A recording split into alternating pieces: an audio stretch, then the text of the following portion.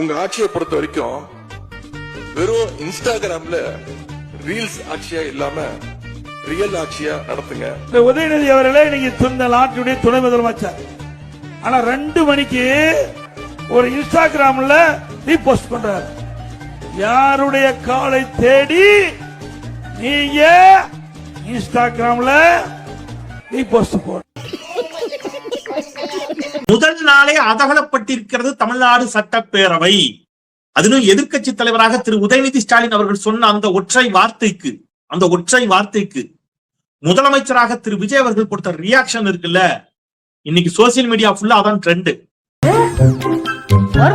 அப்படியே உங்க ஐயா பார்த்த மாதிரியே இருக்குடா, அந்த வீரம் அந்த கம்பீரம் அப்படியே இருக்குடா. நானும் அவர் சொல்றாரு எதிர்க்கட்சி தலைவராக, நானும் ஒரே கல்லூரியில் படித்தவர்கள், லாலா காலேஜ்ல. பட் இவர் முதலமைச்சர் வந்து டிஸ்கண்டினியூ ஆனாரு, அவர் பாதிலே படிப்பை விட்டு வந்தார் அப்படிங்கிறது எல்லாருக்கும் தெரியும். பட் அவர் சொல்றாரு, உதயநிதி ஸ்டாலின் சொல்றாரு, எல்லாரும் ஒரே கல்லூரியில் படித்தவர்கள், ஆனால் அரசியலில் திமுக தான் உங்களுக்கு எல்லாம் சீனியர் அப்படின்னு சொல்றாரு. இப்ப என்னடா செய்யுற? இன்றைக்கு திராவிட முன்னேற்ற கழக தலைமையிலான கூட்டணி கட்சிகளின் ஆதரவோடு முதலமைச்சராக பொறுப்பேற்றிருக்கக்கூடிய மாண்புமிகு முதலமைச்சர் அவருக்கு வாழ்த்துகள். கொஞ்சம் பொறு, மிஷின் நிக்கட்டும். இந்த பெரும்பான்மையை நிரூபிக்க நம்பிக்கை வாக்கெடுப்பு சட்டப்பேரவையில் நடைபெற்றது. இந்த நம்பிக்கை வாக்கெடுப்பில் தாவேகா அரசு வெற்றி பெற்றிருக்கிறது. தாவேகாவுக்கு ஆதரவாக 144 எம்எல்ஏக்கள் வாக்களித்திருப்பதால் இந்த நம்பிக்கை வாக்கெடுப்பில் தாவேகா அரசு வெற்றி பெற்றிருக்கிறது.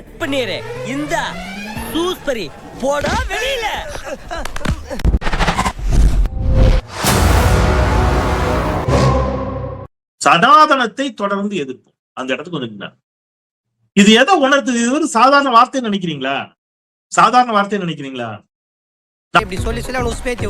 மக்களை பிரிக்கும் சனாதனம் நிச்சயம் ஒழிக்கப்பட வேண்டும். நன்றி, வணக்கம். திண்டுக்கல்ல திப்பு சுல்தான் வந்து படையெடுத்து ஒரு கோவிலை, கிட்டத்தட்ட 100கணக்கான கோவில் அழிச்சு, திண்டுக்கல் மலை கோவில் இருக்கக்கூடிய சாமியை அழிக்க முற்பட்டே சனாதன தர்மத்தை தொட்டு பார்க்க முடியல. எங்கேயோ பிறந்த சுண்டக்கா ஒரு குடும்பத்துல 3வது தலைமுறையாக சுகத்தை மட்டுமே பார்த்த சில பேர் இன்னைக்கு தமிழகத்துல தைரியமாக சனாதன தர்மத்தை ஒழித்து விடுவேன், இந்து தர்மத்தை ஒழித்து விடுவேன் கிளம்பி இருக்கிறான். குழந்தை எவ்வளவு பார்த்திருப்பேன்.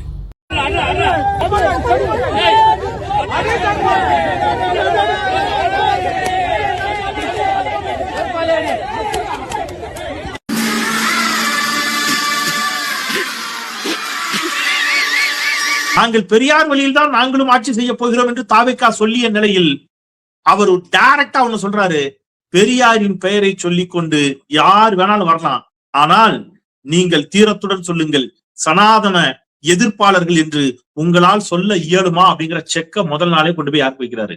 விஜய் அவர்களுக்கு வைக்கிறார். உனக்கு என்னப்பா, நீ பைத்தியம்,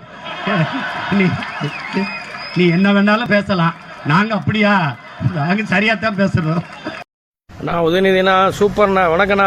அண்ணா இப்படியே கன்டினியூ பண்ணா, தயவு செய்து உங்க கொள்கையை மாத்திக்காதண்ணா. இப்படியே பேசி எப்படியோ திராவிட பேரரசரை மூலையில உட்கார வச்சிட்டீங்க.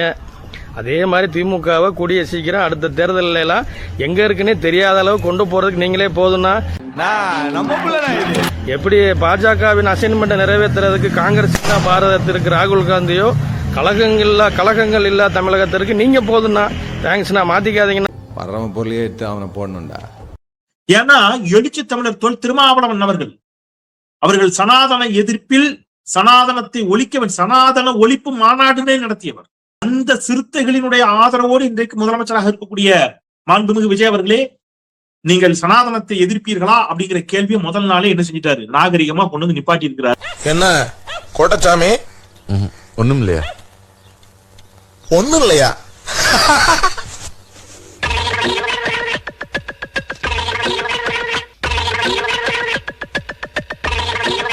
பாரு, உனக்கு நர்வஸ் வீக்னஸ் ஜாஸ்தியா இருக்கு. டெய்லி ஒரு நிரோபியன் இன்ஜெக்ஷன் எடுத்துக்க. எங்க கையை காட்டு. இன்ஜெக்ஷன் கையில போட முடியாது, மருந்து உடைச்சு வாயில ஊத்திக்க. அஇஅதிமுகவினுடைய ஆதரவைத்தான் தாவேகா பெறப்போகிறது என்பது முடிவு செய்யப்பட்டுவிட்டால், திமுக கூட்டணி கிட்ட ஏன் ஆதரவு கேட்டீங்க? திமுக கூட்டணியை யார் பிளவுபடுத்தியது? அப்போ யாரோ ஒருவருக்கு ஒரு நோக்கம் இருக்கிறது. என்ன நோக்கம்னா, இருபெரும் திராவிட கட்சிகளையும் இங்கே பலவீனப்படுத்த வேண்டும் என்ற நோக்கம் யாருக்கோ இருக்கிறது. ஒரு சேர இத தன்ன கேட்டேன், இதுக்கு போட்டு அடிக்கிறாங்க. அறிவு கேட்டவனுங்க எவ்வளவு பெரிய ஒரு விஷயத்தை கேட்டிருக்க, இதுக்கு போய் உதைக்கிறாங்களே. அதாவது கழுது மேய்க்கிற பையனுக்கு இப்படி ஒரு அறிவான்னு உன் மேல எல்லாருக்கும் பொறாமடா. எனக்கு இன்னும் ஒரு புரியாத புதிர். கரெக்டா இந்த 6 + 5 11 பேர் போனாதான் அந்த 118 என்ற எண்ணை தொடுகிற மாதிரி அந்த ரிசல்ட் வந்து நின்னுச்சு இல்ல, டர்ன்னு ஓடுது பாருங்க மிஷின். அந்த ரிசல்ட் கரெக்டா அந்த எண்ணில் வந்து நின்னுச்சு. இது எல்லாமே தற்செயலாக நடந்துச்சு. நான் நம்புறேன், நியூஸ் தமிழ் நேயர்கள் நம்பட்டும். நீ சொல்றத பார்த்தா அப்படி தெரியுது. இல்ல ரைட், நான் டேய் 3 idiots, இதெல்லாம் உங்க அறிவுக்கு ரொம்ப அதிகம். தயவு செஞ்சு வீட்டுக்கு கிளம்புங்க. இப்ப காங்கிரஸ் ஒரு நிபந்தனை விதிச்சு தான் போச்சு. என்ன நிபந்தனை விதிச்சது? தேசிய ஜனநாயக கூட்டணியில் இருக்கக்கூடிய எந்த கட்சியினுடைய ஆதரவையும் நீங்க வாங்கக்கூடாது. தமிழ்நாட்டில் பாஜக ஒரு 50 எம்எல்ஏ இருப்பாங்களா சார்? ஒரே ஒரு எம்எல்ஏ. இந்த ஒரு எம்எல்ஏ விட்டுட்டு வர்றதுக்கு அவங்க அப்பவே ரெடி. ஆனா இவங்க என்ன சொன்னாங்க? அதெல்லாம் கிடையாது.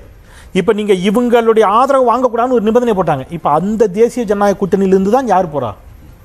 இந்த எம்எல்ஏக்கள் போறாங்க. உங்க ஆத்தா வச்சிருக்கல குங்குமம் அதண்டா. சனாதன உங்க ஆத்தா கட்டிருக்கல தாலி அதண்டா. சனாதன உங்க ஆத்தா கையில போட்டுக்கல வளையல அதண்டா. சனாதன உங்க ஆத்தா மெட்டி போட்டுக்கல அதண்டா. Stop stop never never my family total damage. சின்ன வயசுல திருட்டு ட்ரெயின் ஏறி வந்த போது அந்த ட்ரெயின்ல டிடிஆர் ஒழுங்கா இருந்திருந்தா தமிழ்நாட்டுக்கு வந்திருப்பானா ஸ்டாலின்? எப்படின்னு பாருங்க. இது ரெண்டுத்துக்கு பிறந்த தருதலை தான் இது. இந்த குட்டிச்சாத்தானை இன்னைக்கு உருவாக்கி இந்த சனாதன தர்மத்தை அழிக்கணும்னு சொன்ன இந்த கர்ம வினை எப்படி இருக்குன்னு சொன்னா, இவனுக்கு குஷ்டரோகம் பிடிச்சி கைகெல்லாம் முருகி கண்ணுகள்லாம் போய் ஆட்சி போய் பிச்சை எடுத்து கோயில் வாசல்ல திருப்பி உட்கார்ந்து பிச்சை எடுப்பான். எனக்கு என்ன, நீ ரத்தம் கைக்கு தான் சாக போற. ரத்தம் கக்கியா? என்னடா ரொம்ப பயமுறுத்துறீங்க. Please stop your mother from going to a temple. I'll challenge Mr. Udayanithi Stalin. Now, if you want to eradicate Sanatana Dharma, please stop your mother. Every day I see her one temple in the morning, one temple in the evening. Stop her from going. ஐயோ, நம்ம mind அங்க போகுதே. வெல்க தமிழ், வாழ்க தமிழ்நாடு.